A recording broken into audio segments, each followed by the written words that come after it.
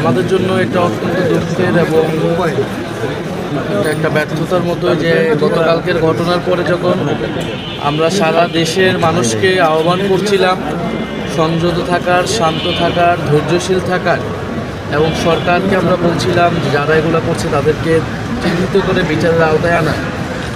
ঠিক সেই সময়েই আমাদের একদিন পরেই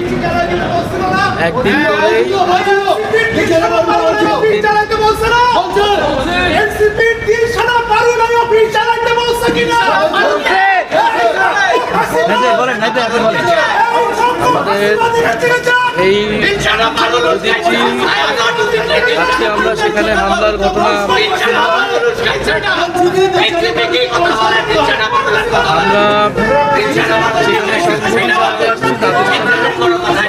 আমরা এটাই বলতে এসেছি যে আমরা ভিন্ন মতের পক্ষে, আমাদের থেকে ভিন্ন মত রয়েছে, আমরা ভিন্ন মতের পক্ষে থেকে ভিন্ন মত যদি আক্রান্ত হয় তারপরও আমরা তাদের সাথে আসি, আমরা তাদের পক্ষেই কথা বলবো। কারণ গণতন্ত্রের মানেই হচ্ছে ভিন্ন মত থাকবে, কিন্তু ভিন্ন মত না মানেই আপনি তার কণ্ঠরোধ করবেন না, তাকে আক্রান্ত করবেন না,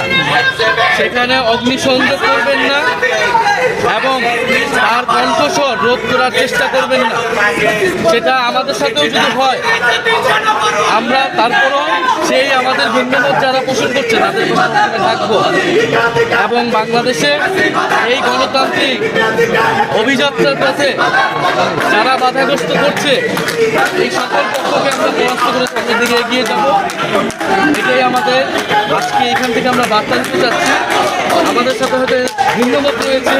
অনেকের সাথে আদর্শিক রাজনৈতিক ভিন্নমত রয়েছে, কিন্তু রাজনৈতিক ভিন্নমত মানে তাদেরকে নির্মূল করা যাবে না, তাদেরকে নাগরিক অধিকার তার পক্ষে থাকতে হবে এবং সরকারকে তার জায়গা থেকে দায়িত্বশীল দিতে হবে। একটা প্রশ্ন ছোটখাটো, যেটা হলো জুলাই গণ অভ্যুত্থান